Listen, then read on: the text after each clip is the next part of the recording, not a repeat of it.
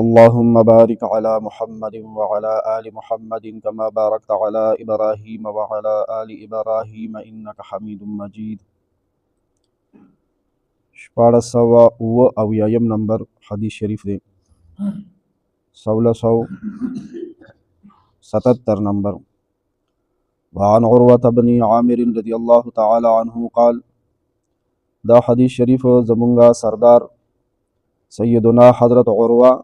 بن عامر رضی اللہ عنہ نے روایت تے. حضرت عروہ صحابی دے. اللہ پاک دے راضی شي، اللہ پاک دے د خپل ځان ناراضی کی، اللہ پاک دے زما ستا او د ټول امت د طرفه بهترینی بدلی ورکی. قال حضرت عروہ رضی اللہ عنہ فرمائی، ذکرت الطیرۃ عند رسول اللہ صلی اللہ تعالی علیہ وسلم. یو ځل د نبی علیہ الصلوۃ والسلام په وړاندې د سپیرتوب بیان شو، ذکر شو. یو سیز سپیره ګڼل، یو کس سپیره ګڼل، یو وخت، یو ورځ یا یو میاشت سپیره ګڼل، یا یو حالت سپیره ګڼل،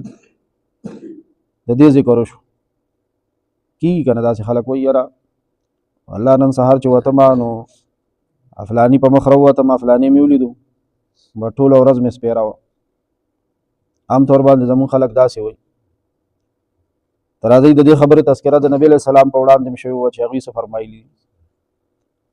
فقال نبی علیہ الصلوۃ والسلام ارشاد فرمایلو، احسنها الفال.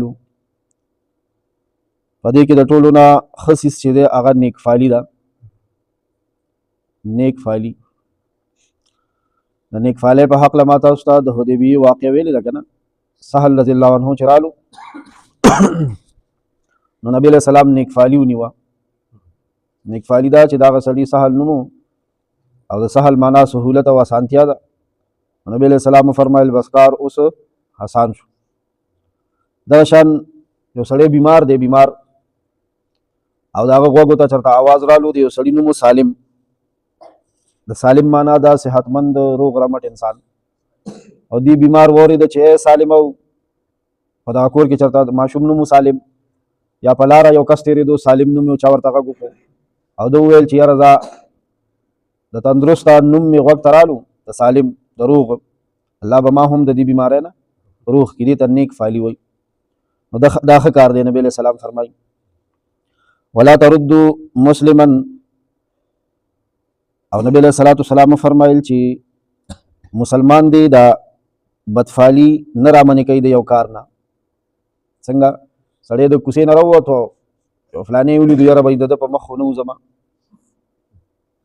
یا یو زنانه ده او هغې ته دا د کور کارونه خو د زنانه په سر وي که نه، ځای جارو کول د هغې په سر پراته دي، نو ورځې لنډې دي. هغه وایي چې وختي وختي کې دا کور څه کم جارو کم صفا کم. دې دوران کې ماشومان سکول لځي یا خلک دفتر لځي، پټي لځي، دکان لځي، نارینه وځي. ځینې کمعقل وایي دې وخت کې چې کله سړي د کور نه بهر وځي دې دوران کې به وي جارو نه وهي، وي دا جارو وهل سپیره کېږي بیا، او بیا د کور خلک جارو کېږي. نو ولې سم خیال دی جارو کېږو به نه څه، جارو کېږو به نه څه. نو دا اوس جارو یې پرېښوه نه وهم دې ټایم کې. نو تاسو دې نبی علیہ الصلوۃ والسلام فرمایي یو مسلمان دی دا بدفالي نه دی، دا سپیره ګڼل چې دې وخت کې جارو وهل سپیره دي. همدغه شان ځینې خلک وایي د شپې جارو وهل سپیره دي. نه، صفایي ده. الطهور شطر الایمان، صفایي نصف ایمان دی، نیم ایمان دی. نو ایمانداري د ورځې وي او که د شپې وي ښه کار دی. چې نیم ایمان شو نو ایمان خو د ورځې هم ښي او د شپې هم ښي. جارو او صفایي چې د ورځې ضرورت وي د ورځې په کار ده، او چې د شپې ضرورت وي د شپې په کار ده. او دغه شان که د خلکو د وتو په وخت کې ضرورت وي هغه ټایم کې په کار ده. مسلمان دی دا بدفالي نه دی سپیره ګڼل، دا دی د یو کار نه منع نه کي. دغه شان دی زنانو کې خاص طور باندې دا خبره ده وایي د جمعې په ورځ به جامې نه وینځي. حالانکه حدیث شریف کې راغلی دی چې د جمعې په ورځ د جامو وینځلو ثواب ډېر دی. سوې د جمعې په ورځ باندې د جامو وینځلو ثواب ډېر دی. خو هلته خو زمونږ کورونو کې قرآن شریف او حدیثونه او د صحابو خبرې خو کېږي نه که نه، صفا خبره ده. د دین چې کومې مسلې مسایل دي احکامات دي خو بیانېږي نه. نو بس دار چا خپله خوښه ده چې په کومه ورلو. او بیا دې کې دا جاهله بوډیاګانې نه دي، خفه کېږي دې نه دا بوډیاګانې یادېګانې، دا د مسلمانانو خو چې مشران دي د هغوی خو ډېر عزت وي. نبی علیہ السلام فرمایي چې چا د مشر عزت ونه کړو زمونږ د امت نه دی. خو داسې هم نه ده چې اوس یو بوډا دی نه، دا مشران چې کوم وي چې دا پاتا ته اوسګاري پاتا والا کور کې لوریانی وي انګیان دی هغه د کور کارونه کوي دا بس ورکا ډبې له نزي ډبه خو سکه تناولم نزي د کټ پلنګ پرتای بس دی پاتاګانو توزګاری پاتا خکار دی خدا سم نه چې بس نه پیژنې نه جان نه پہچان مې تیرا مهمان هر چاله ور خلاصي او بیا ګوري اغي دا مسلې ډېر ورانی کړی دا دغه تذکرہ مې پدیو کا کنه دا بوډاګانو دی د ځوانانو ته پام داسونه کې پام داسې کزان نه سم خدای کور کې جوړ کړی الله یعذ بالله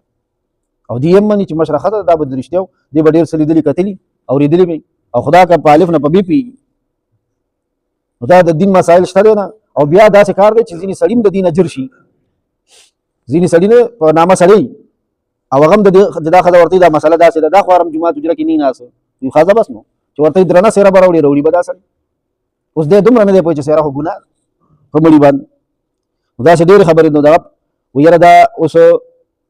د شپې جارو وهل دا سپېره دي او دا سپېرتوب دا سوچ د جارو وهلو نه منع کړي ګوره جارو وهل څومره اهم کار دی نیم ایمان دی نیم ایمان نو ستاسو نه تپوس کوم ستاسو عقل څه وایي چې د ایمان کارونه صرف د ورځې ښه دي که نه د ایمان کار د شپې هم ښه دی وایي د جمعې په ورځ باندې جامې مه وینځه نبي علیه السلام څه فرمایي چې د جمعې ثواب ډېر دی نو چې دا ټکي خدای خبر دی راویستي کم ځای نه دي دا زیات کار د دې په بوګانو نه وران شوی دی نو په کار دا ګوره د دې مخنیوی به داسې کېږي چې مونږ او تاسو ځان نه ګونګیان شیطانان جوړ نه کړو نبي علیه صلات وسلام دا ټکی خو سخت دی خو نبي علیه السلام کړی دی ومې کو نو خفه پرې نه شئ ګونګی شیطان هغه چاته وایي که نه چې دته یو مسله معلومه ده او د ده په کور کې یا د ده په حجره کې یا د ده په مالت کې یا د ده په دفتر کې او د ده په دکان کې یو د هغې خلاف کېږي او دی په هغې باندې نهي عن المنکر نه کوي درته پته هم د مسله ورته معلوم هم ده او نیښئ چاته کوي یې نه بس په چپه خوله کور ته ځي او په چپه خوله راوځي خفه کېږئ مه دا څومره مسایل چې تاسو زده که نه یقینا مو شکه دا تاسو کور کې ویلی که نه دا څومره کسان چې ناست دومره خوني او دومره کورنۍ به دینداره شوي وي والله چې خو مونږ کې غم دا دی چې مونږ نه وایو د پیو د چایو د چینو غم را سره شته ناست دلته یو او د تنور په غاړه ګرځو هغه غم را سره شته دی خو چې دا کم ضروري دی که نه دینه بس هغه تاسو ته خپل خپل ځانونه معلومه دي سبا ته لاټین او بټري نیسم سبا ته ډي وي مخامخ کوم او شیشې به درته ښیم دا اوس مونږ شل 22 کسان ناست یو او دا شان اورېدونکي دا که مونږ او تاسو شل 22 کسانو همت کړی و دا یو خبر هم کور ته رسولی نو دا شل 22 کسان نه شوه دا شل 22 خاندانونه شوه بیا خو ځان ته ملامته وایو دا ملامتیا مونږ کې شته دی ګورې دا ګرمه مونږ کې شته دی د دې د وجې نه دی تاسو په الله باور وکړئ بني اسرائیلو باندې خدای پاک لعنت ویلی او لعنت تون نالت شه په بني اسرائیلو الله ویلي هغوی به امر بالمعروف او نهي عن المنکر نه کول تاسو ته یقین وکړئ دا تاسو چې د جومات کې کومه ناسته کوئ زه خو تاسو ته هر وخت وایم چې تاسو کوچ یئ کوچ که نه کوچ یو پیروی وي یو پی وي یو سی ماسته وي یو شملي وي یو سی کوچ تاسو هغه کوچ یئ او د کوچو کم حال لري راشئ وګورئ او نه دې کې به یو فائدہ دا کېده که نه یو مسله دلته زده کېدې او هلته ویلې کېدې دلته زده کېدې او هلته ویلې کېدې نو دې سره به د وینا دا دغه پیدا کېدو بیا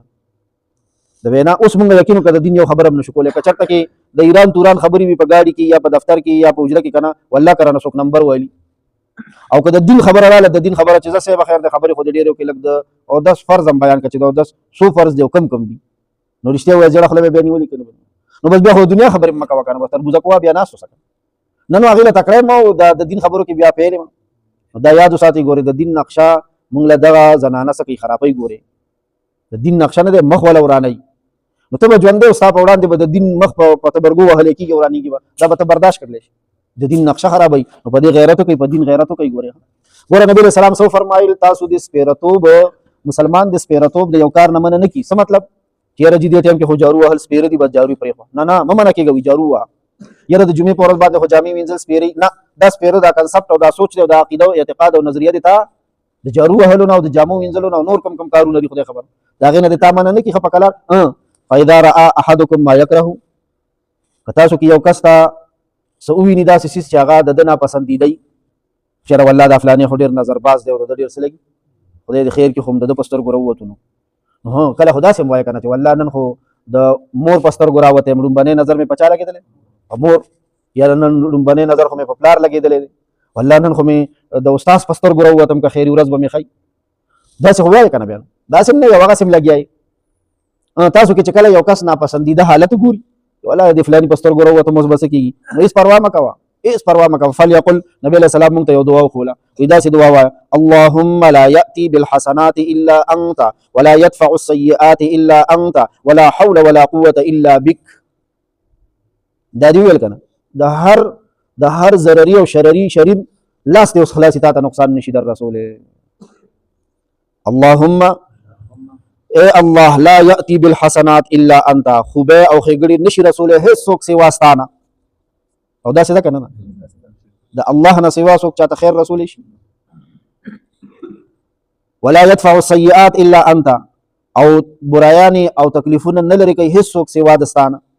رښتیا وایي تکلیف د الله نه سوا څوک بل څوک لري کولی شي. الله دې موږ او تاسو ټول نه تکلیفونه درانه لري. ولا حول ولا قوه الا بك، او د بدن د بچ کېدل نشته دی، د هغې قوت نشته دی، او د نیکۍ کولو قوت نشته دی مګر هم ستا توفیق سره ممکن دی. یعنې د ګناه نه بچ کېدی څوک په خپل طاقت نشي که بچ کېدی شي چلی بچ نه کړي، او د نیکۍ کولو طاقت هم نشته دی مګر چې یا الله چې تی راله راکړي. رښتیا وایي چې الله موږ له د نیکۍ طاقت را نه کړي موږ یې کولی شو. دا دعا وی وایي اللهم لا يأتي بالحسنات الا انت ولا يدفع السيئات الا انت ولا حول ولا قوه الا بك. د مانځه سبق و دعای قنوت شروع نوې ټکی دی ونؤمن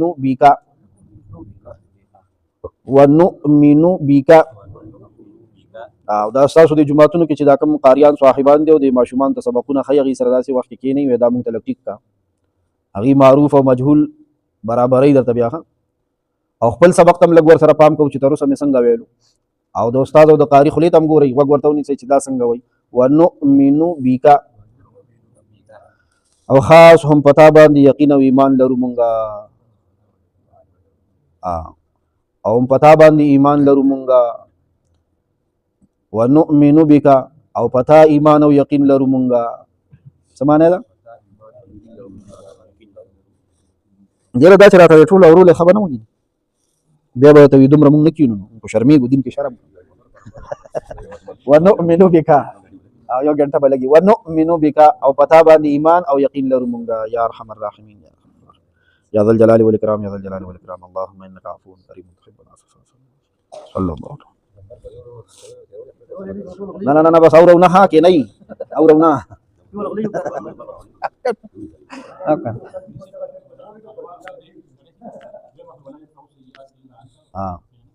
اللهم